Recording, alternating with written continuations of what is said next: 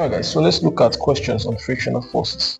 Right, so I'm just going to give you two secrets on questions on frictional forces that has to do with horizontal forces. Right, if the question is a horizontal force. Right, so let's assume there is a force acting on this block to the forward direction. Let's call this normal force. Right, let's call this the acting force.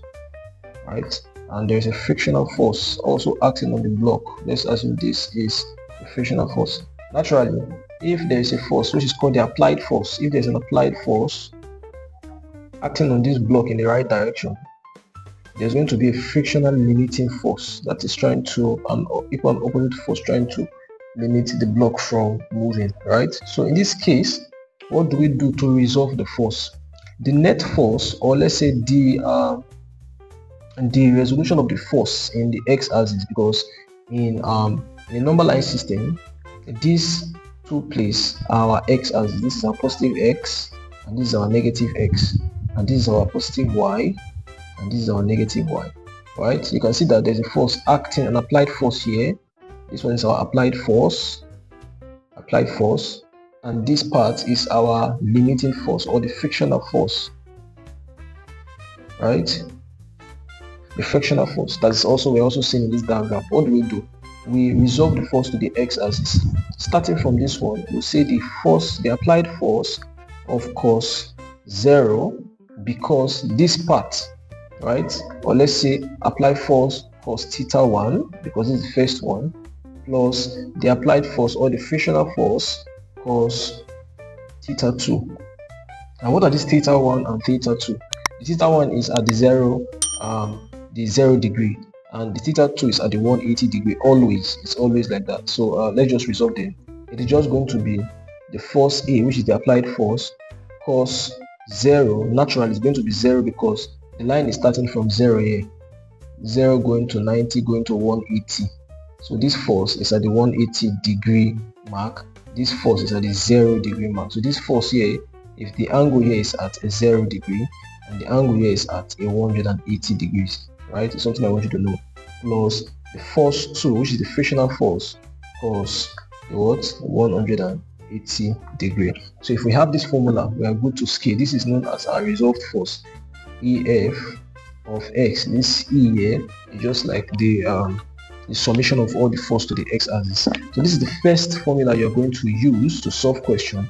And if having resolved the force, you are going to also apply this formula. EF of x is equals to the mass times the acceleration. Or sometimes the EF of s is equals to what? Mass times g. So these two forces are the things that we use to solve questions, right? We use this formula. This is our first formula. We use this one to solve questions. We also use this formula as well to solve questions. So let's take like 4 questions on this one to help us gain a better understanding on the subject topic that we're looking at on the board. Alright, so let's look at this question. It said a block is acted upon by 2 horizontal forces as illustrated in the diagram below. The block accelerates at, so we're given an acceleration. Let's take parameters. First thing we'll do in physics, I say we'll take parameters, right? Our parameters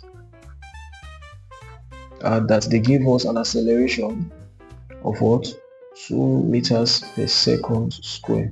And we are asked to calculate the mass of the block.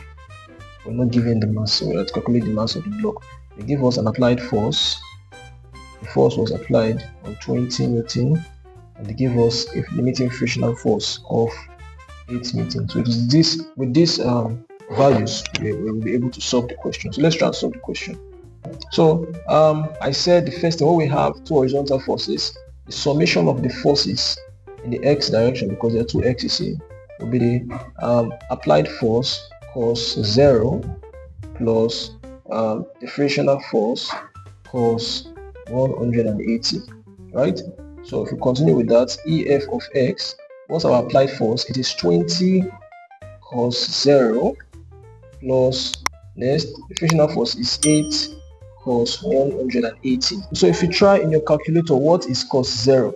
You discover that cos 0 is 1.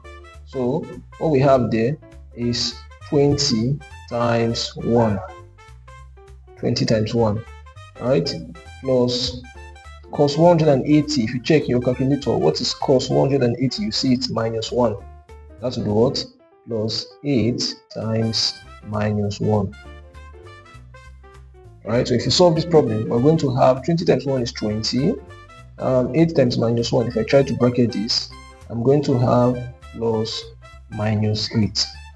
That is approximately 20 plus times minus in math gives us minus, right? So that becomes 20 minus 8. If we do that, we're going to get 12 newtons, right? Therefore, we can say summation of F to the X direction is what? 12 newtons. We now have our resultant force, right? But they ask us to find the mass, and I told you this is just one formula.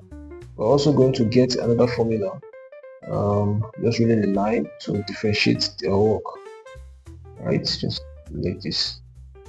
Good. So next is to know that EF of X is the same thing as what is equal to mass times the acceleration. I will have formed the value of EF of S as what? As 12 Newton, equal to our mass, is what we're looking for, right?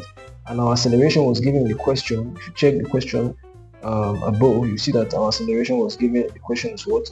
As 2 meters per second squared, right? So if we apply that here, you discover that we have m times 2, right? So 12 will be equals to what? 2m. Divide both sides by 2. 2 will take off 2. 2 here is 1. 2 here is what? 6.